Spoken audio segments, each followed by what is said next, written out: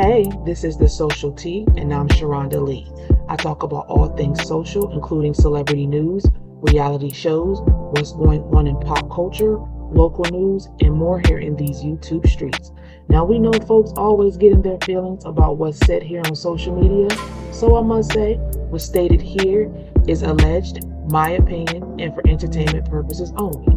Make sure you visit my website at www.thesocialteatalkmedia.com and also follow me on all platforms, Facebook, Instagram, Twitter, also known as X, and TikTok.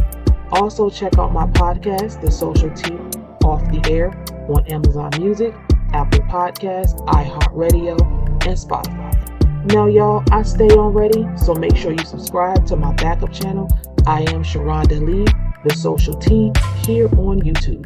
Now before we get into it, make sure you hit that notification bell, like, share this with everyone you know, and subscribe. Now with all that being said, relax, get comfortable, and let's get into the tea.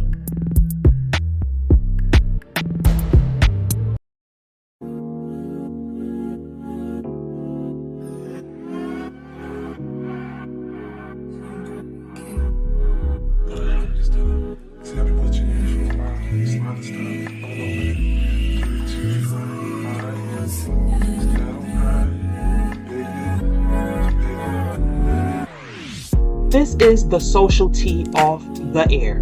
I'm Sharonda Lee, and friends, if you don't already know, I run a YouTube channel called The Social Tea with Sharonda Lee. However, what you're tuning into right now is a bit different. We're diving into everything in between. Basically, everything we can't talk about over there, over here, we're uncut. The viewpoints expressed are mine and mine alone. FYI, shit is still alleged and for entertainment purposes only.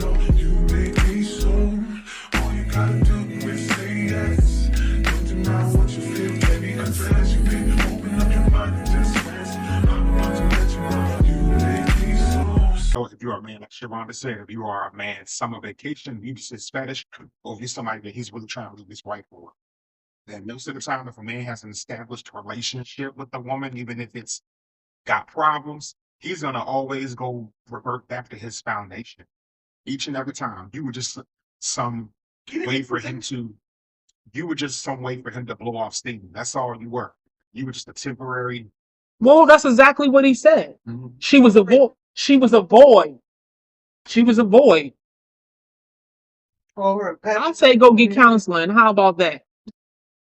If you got some voids that you need to be filled, go get some counseling. Instead of the book and let her know you got it going on like that. He called me a peasant in front of the whole world. And maybe she don't know what that means, but she know what a peasant means. A peasant know what a peasant means. no acknowledgement as his girlfriend, no acknowledgement whatsoever. No, he still has not acknowledged her as his girlfriend. He has not stand flat-footed and said, me and Arion, we are together. Like he reminds me of, you remember when on Love and Hip Hop, well, you know what I'm about to say, on Love and Hip Hop, when Jim Jones and Chrissy, and he was like, I'm with you. Yeah, that's refused to claim her. I'm with you. Mm-hmm. That's what he reminds me of. Oh yeah, I'm with you. Mm-hmm. And then she's lucky if she can get a sandwich. A man knows the difference between fooling around with you and claiming you. There's a big difference. There is a responsibility comes with claiming somebody. Right. There's a significance, a title significance that comes along with claiming somebody. This is why a lot of these men, yeah, we can sleep together, we can have wild, crazy sex, we can go around, we can be home wreckers together, right up until it's time to say, okay, like, what do we do? What are we? The famous question. Where are we? Right. What are we? And then is there that long pause? Because he really don't want to tell you that you his plaything. See, the woman's and that ultimately to get claimed. That's never the man's goal. His goal is never the end result is to never claim you. Mm-hmm. It's not. It is to use you for that particular time. Because You're right, because if the question that goes, "Oh, what are we?" The famous question that women like to ask men, "What are we?" Hold on, what are we? And then there's that awkward silence. What are we? And then the man has to be honest and say, "Well, you know what? Um, I just want I just want to play." But if you tell a woman that, and it's shady too in a sense, because if you tell a woman, a real woman, honest to God woman, "Oh, you're just my plaything," then that gives the woman the choice to get up and go. They don't want you to get up and go about your business, because once they verbalize to you what you really are, you have a choice whether you're gonna stay in it or you gonna go about your business. Well, the women who choose to stay, they try to defy reality. So they're telling themselves, well, he said that, but he don't really mean it. Eventually he's not. They keep psyching themselves into thinking that these men are going to eventually break and claim them. Well, because if you just lay up with me long enough, then Change your mind. You'll change your mind. Yeah. That's how the story always. That's why I say we have those conversations, and I'll be like, if somebody tell you up front what it is, you can't get mad if it don't turn out in your mind what you want it to be. If it's that, then it's just that, and you just got to take for it. It's like we was talking about some of these chicks that like to play with men, or they like to be sugar babies and take these men for their money, and these guys are hoping for relationships at the end. These older men. No, if that girl tells you flat-footed, "Hey, you know what I'm saying? This I ain't looking for that. I'm giving me money. I need it. This is what we doing," and you decide to accept that by keep giving that girl what she asking for, then you can't get mad. That's happened. And a lot of times it happens when somebody's being deceitful and making somebody think that the situation is one way when it's not. But when you're upfront about your intention, that person can't. I mean, they can, but at the end of the day, more times than many, people don't take it to the extra effect because they already knew what it was to begin with. And crazy man. You want people to get what you want. Well, I'll just say this. People say what they want to all the time, but people are human beings and people's emotions get invested regardless of what people say. True. You stick around with somebody long enough, you're going to get emotionally invested in them. So she's emotionally invested 10 years there. She's emotionally. Well, I'm just a child too. Can I please talk? Good. Thank you very much. But people tend to get very emotionally invested in these things.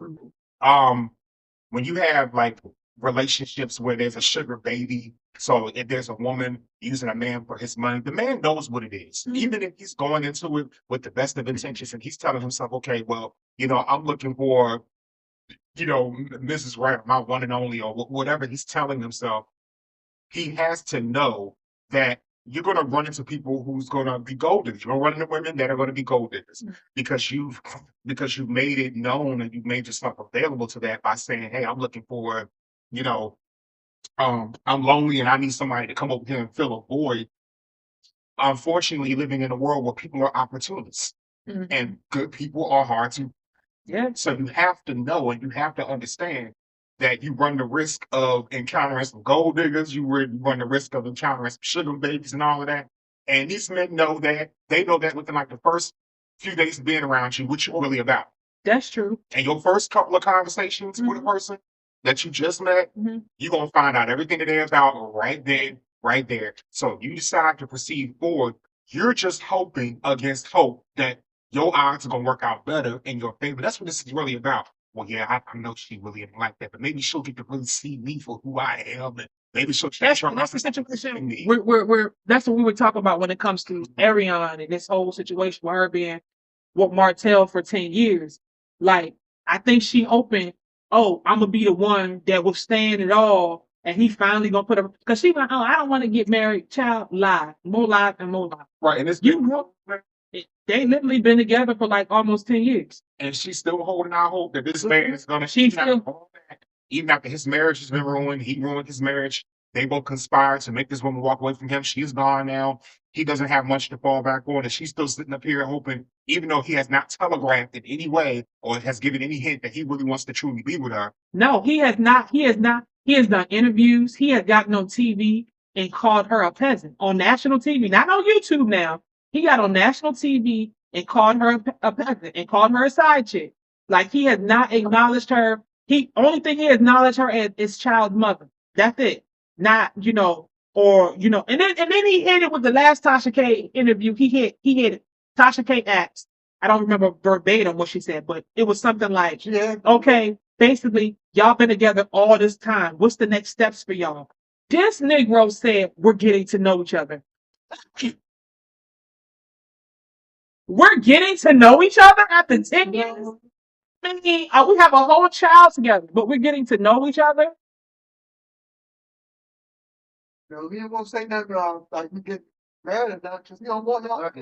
Well, he told Melanie. He told Melanie if he don't be with her, if he's not with Melanie, he's definitely not going to be with her. If Melanie had went somewhere and went to another country, whatever, another state somewhere, he'd have been gone. Well, he said that.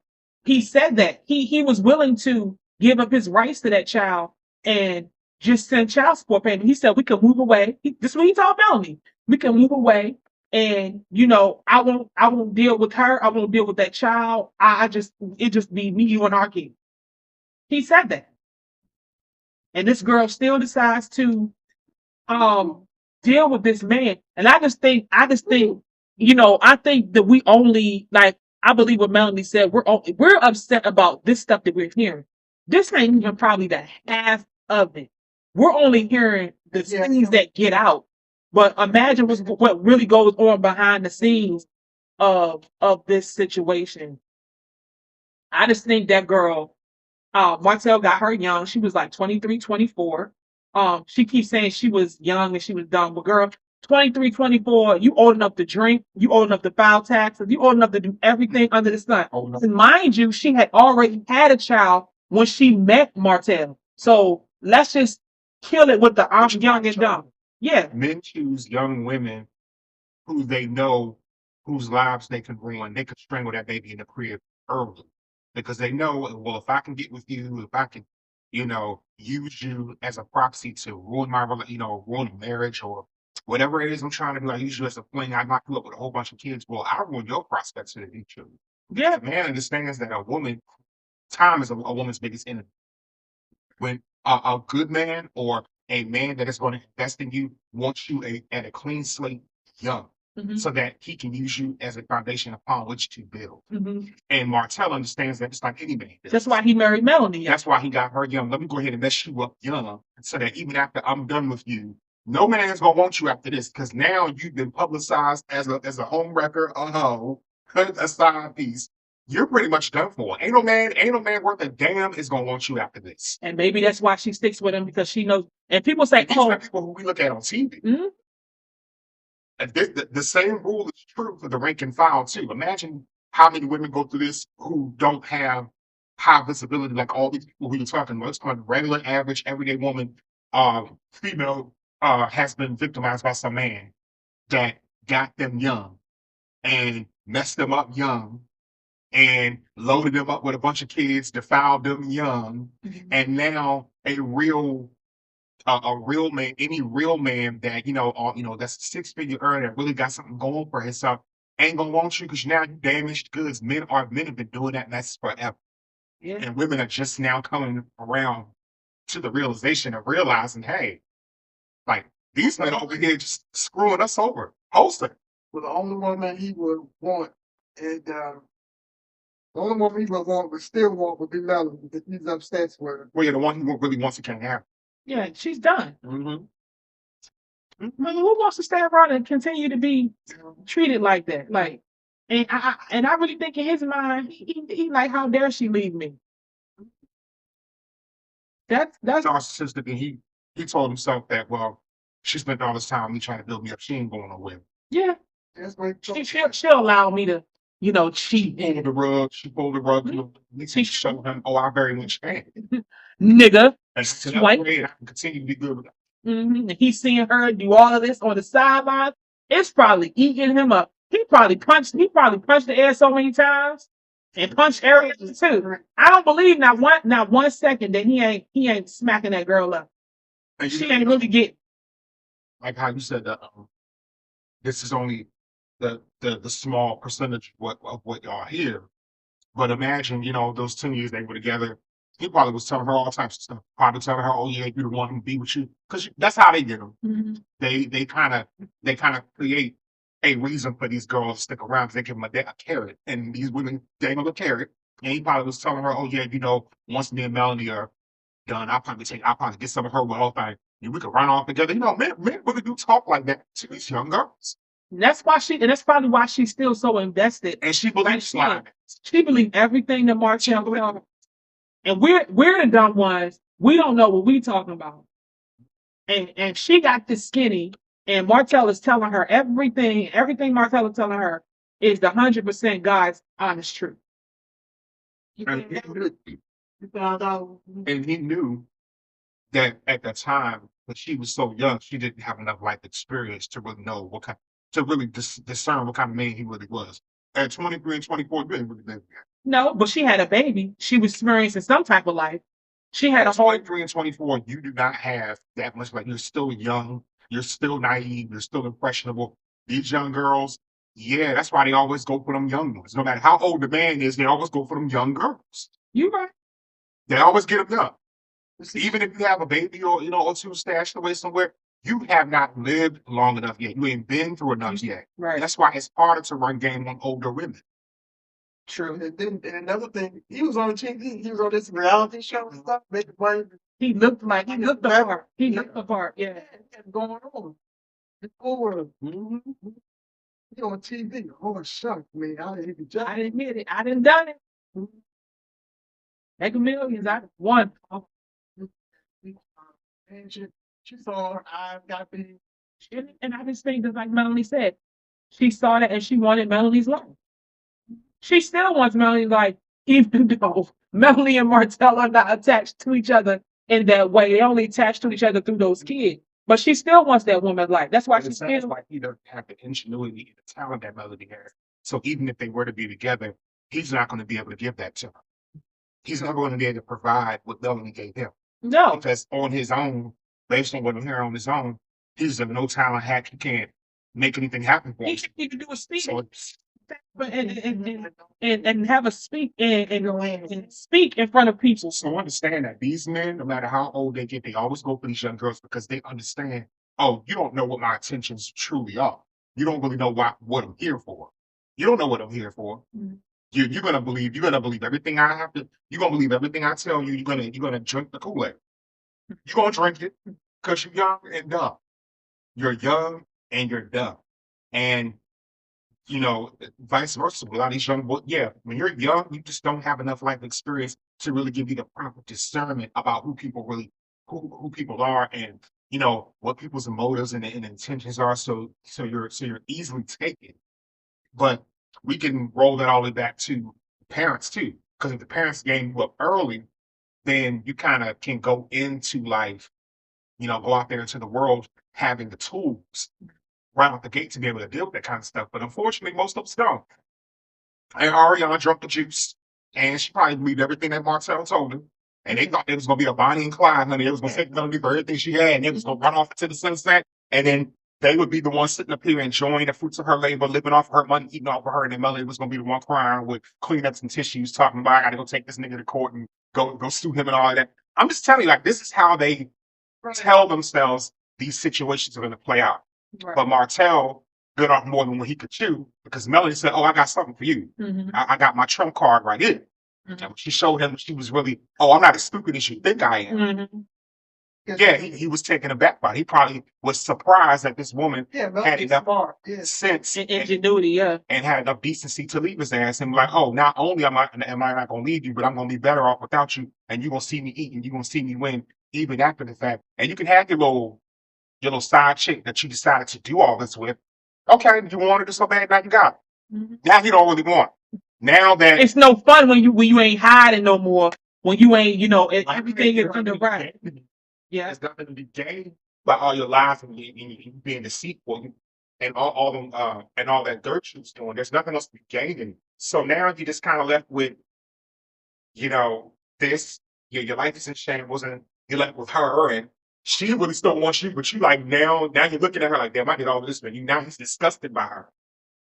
Yeah. Now he's angry with himself. He's pissed off and angry with her. Now he's mad at everybody else because he's been found out. And I've told y'all before that a narcissist does not like to be discovered and don't like to be exposed because they're most powerful when people can't see them. Mhm. Yeah, they're most powerful when they are invisible. Right. That's just like the rule of white supremacy. White supremacy likes to move. It's at its most powerful when it's invisible because you can't attack something you can't see. Right. You know it's there, but you're swinging at the air and you don't see what direction it's coming from, but you know it's there. The same rule works in these dynamics of relationships and stuff like this. Same thing. Right. Martell is a classic narcissist, a clinical classic narcissist, and he's angry that the chick is up, and he doesn't have the power that he once had. He doesn't have it. And Well, you know what? That's his own fault because I would say this too. It could have worked out differently even if they would have gotten a divorce and he would have put a leash on his darn pit bull of a baby mama or a side chick like they used to do in the old days when the husband would mess around. The husbands would damn near threaten the side chick. You better not ever call my wife. You might end you won't end up in the river if my wife hear anything about anything going on over here. You better never. Well, I didn't think it was like, back in the day, decades ago, it was such a common thing for a man to have a whole second family living up just a few doors down from your wife and sheets. Don't never know. You never know until the man died. You done raised the kids and everything. Right. You never know he had a whole side chick until, you know what I'm saying, he was dead in the ground. That they got a whole house full of half brothers and sisters they never knew. Mhm. This was a very common thing. And when I say back in the day, I'm talking about like at least your generation, the civil rights generation, where they want to tell these kids that, keep peeing in your pants and keep your legs closed and all of that. Excuse me, y'all was the main ones with y'all legs open because Geraldine, not Geraldine, and her 3 kids didn't know about Bernadette and her 10 kids living just a few doors down on the same street. Clyde had 2 families. Right. Bitch, I'm not talking about across town. I'm talking about just a few doors down on the same damn street. Y'all play together. Mhm. Y'all kids go to school together.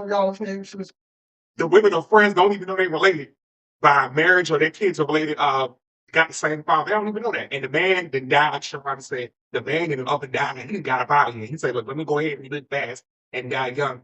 There's significance to the saying, live fast, die young. Live free and die young. Live free, die young, live fast, die young. Because back in those days, most people wanted to do all their dirt when they were young. And they wanted to be up out of here before they got exposed so they wouldn't have to pay. The price. They wouldn't have to answer to all the people who they were wrong and all the dirt they did. They don't have to be here to face it. So by the time everybody found out, this nigga been dead 5-10 years, we just found out now that he got 20 to 23 kids, they all go to the same school. So, this is bingo.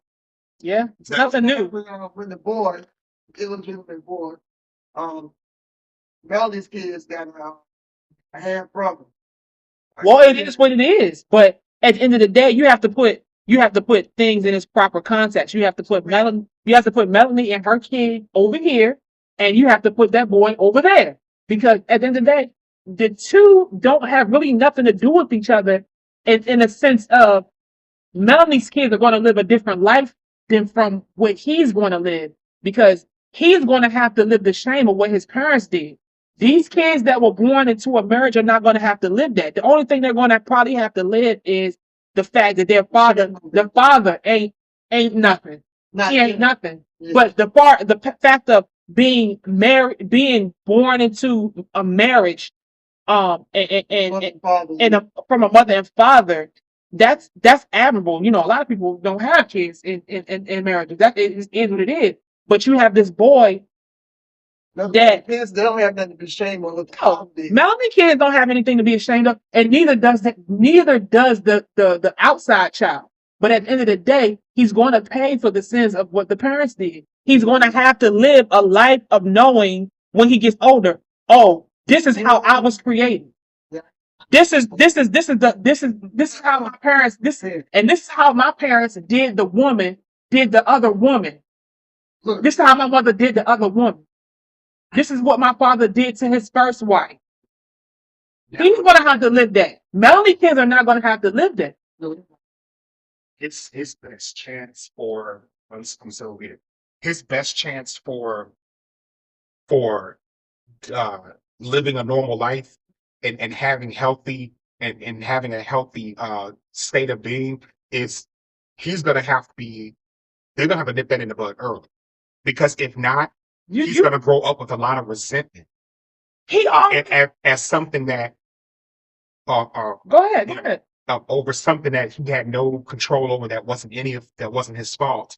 He's gonna probably grow up with a lot of resentment because he's gonna see this is how I was conceived versus this is how my half brothers and sisters were conceived. Totally different. And they live a life, they were born into wealth, they were born into a situation that was ideal, and I wasn't, because of the choices that my father made. You already bred, and that, mind you, people always say when you have kids, especially the woman, whatever the woman is going through when she's pregnant, that mentally and physically is an impression on a child, whether your pregnancy was a joyous one, whether it was an occasion where you were going through a lot.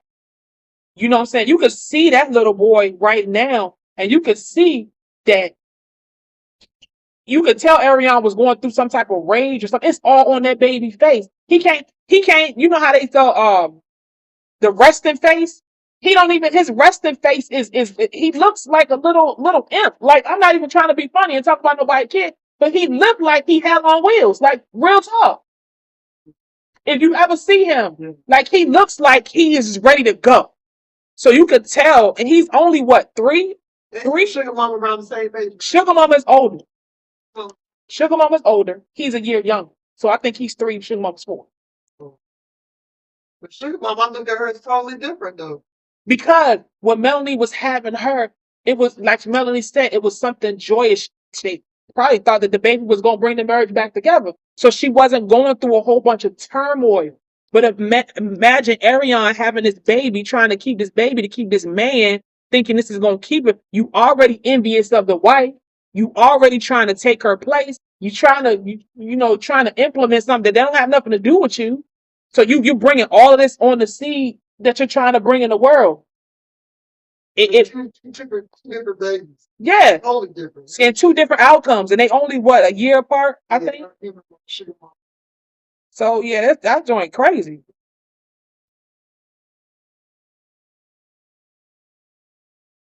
Wow. Yeah. Oh wow. All the ends of the children. Thank you for listening to The Social Tea Off the Air. You can follow me everywhere on social media. You can follow me on Facebook, Instagram, Twitter, also known as X, TikTok, Patreon, Twitch, Pinterest. You can find me everywhere. You can also go to my website, www.thesocialteatalkmedia.com.